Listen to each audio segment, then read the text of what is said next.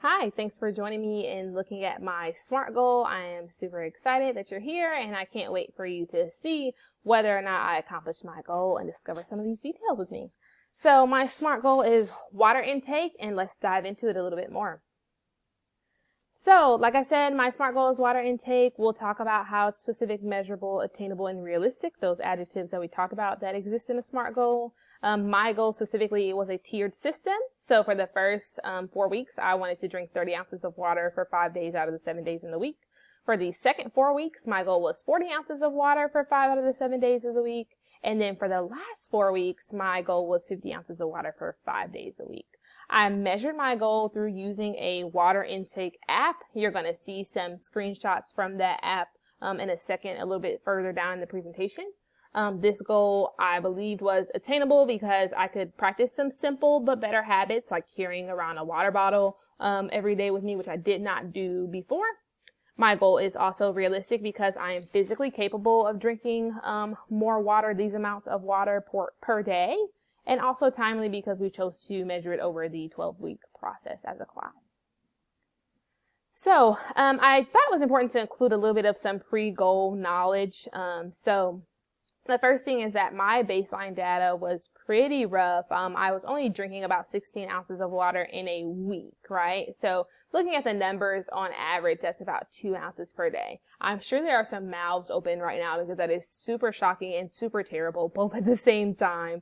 But I put that number average in there just so we could have a grasp of how much water that is a day. But I just wanted to remind everyone to think realistically, right? You know, having that amount of water intake a day is, about realistically what's happening is I'll have maybe an 8-ounce glass of water on Monday and then not have water again until Friday and have another 8-ounce glass, right? Not pouring water into a little tiny glass and having 2 ounces every day. So I just wanted to give a description of how that was realistically happening. But also too, it was important to note what the recommended intake is daily already. And that really varies by the source that you're looking at or the person you're talking to.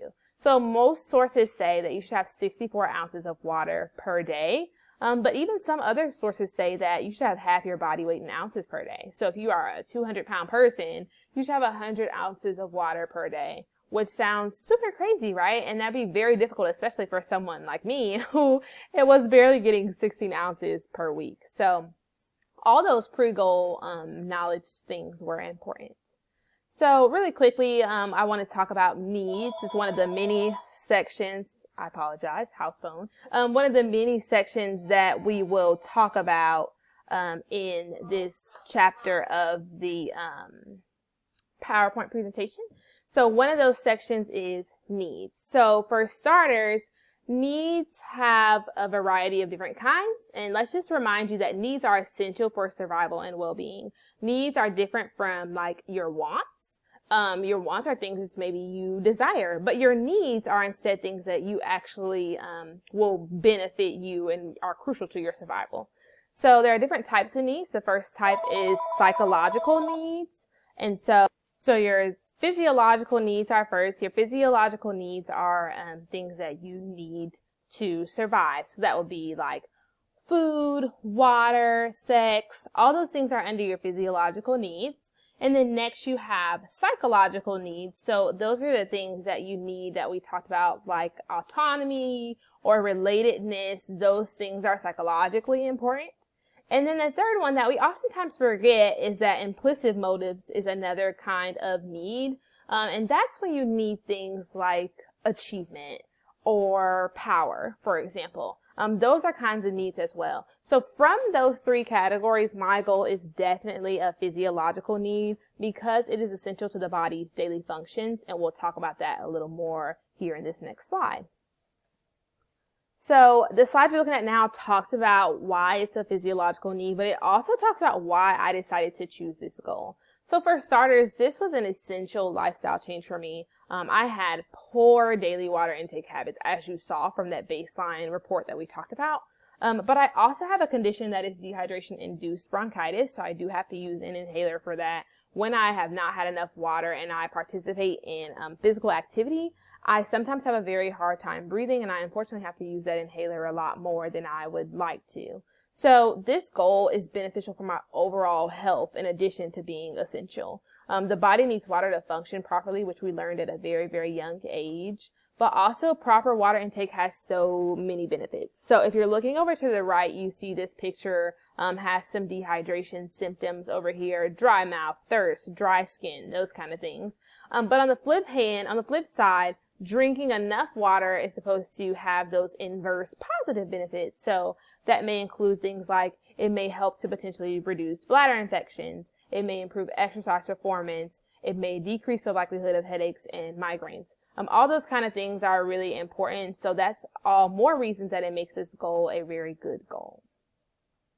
So why haven't I been able to achieve this in the past? What has prevented me from achieving this goal? These are what I like to call my roadblocks, as you can see in this picture here. There are so many roadblocks for me in the past in achieving this goal, but the big one I want to focus on is my crazy busy schedule. I think that has kind of interfered the most with me achieving this goal.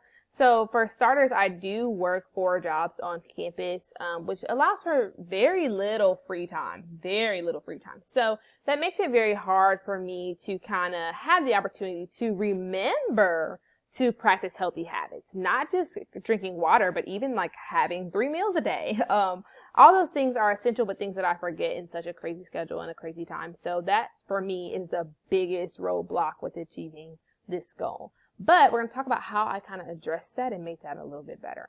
So addressing the need, since I've struggled so much with achieving this in the past, my best goal achievement days were when I added an extrinsic motivator. And just a reminder, those are the things, the external factors per se, that we implement to help us achieve a certain goal, feel a certain way, accomplish a certain task. All those things are extrinsic motivators.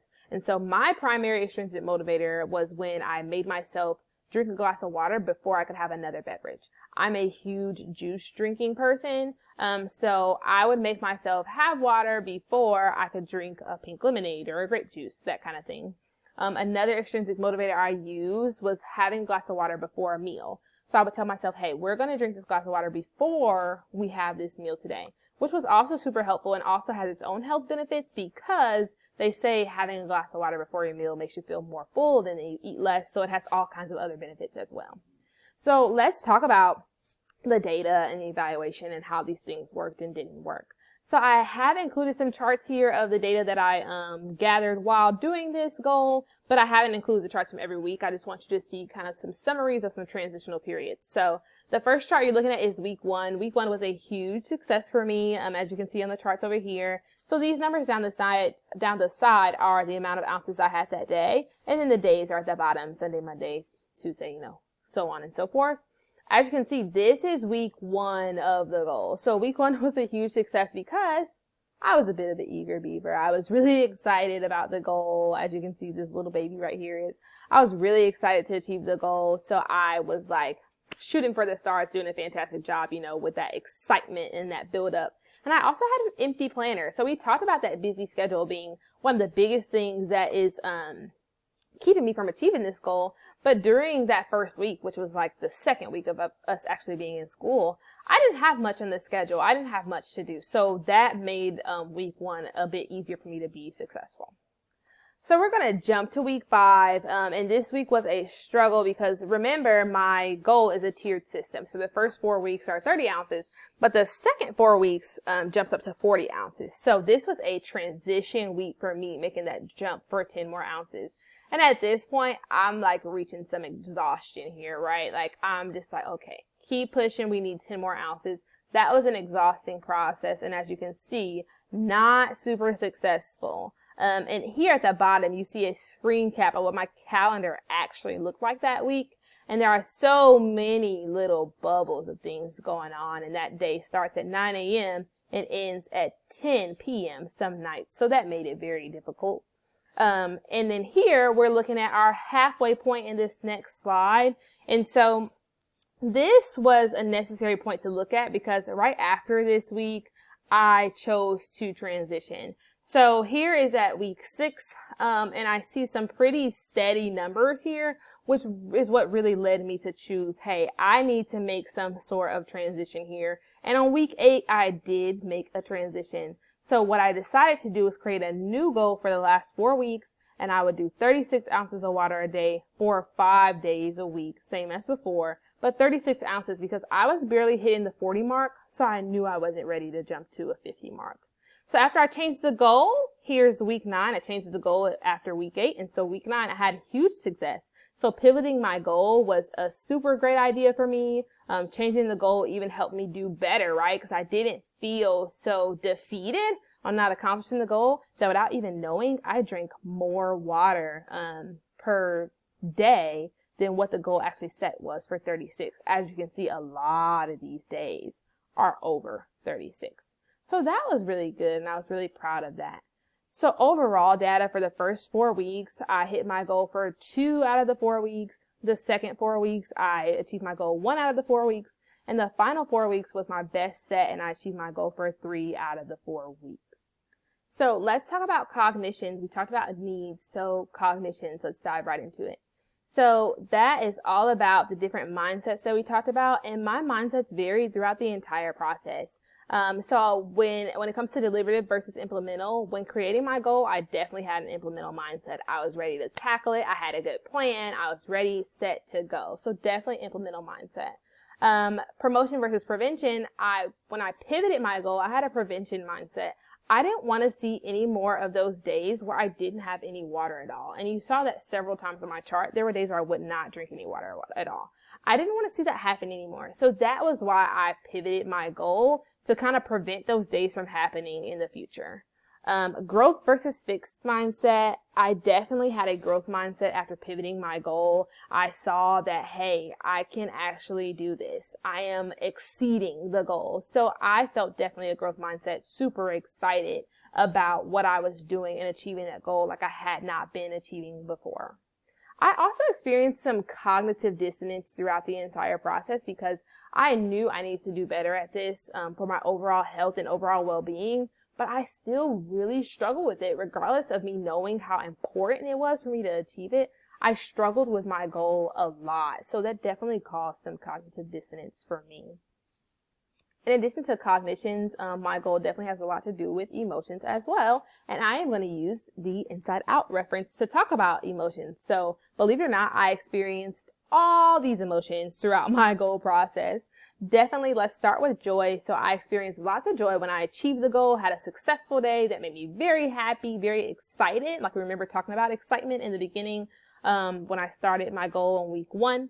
I was a bit fearful as well because I know how important this is, and I was more fearful of the outcome. You know, if I continue to not achieve this goal, then what is going to happen health-wise, right? So that is where the kind of fear comes in. Some little bit of disgust as well because, I mean, why have water when you can have grape juice or pink lemonade? So definitely experience that emotion too. Obviously sadness when I did not achieve my goals, on those goal days where I just didn't hit the mark. That made me very sad, but disappointed, defeated. Definitely even beyond sadness is how I felt during those days. But overall, I did have moments of anger when I was consistently not hitting the mark.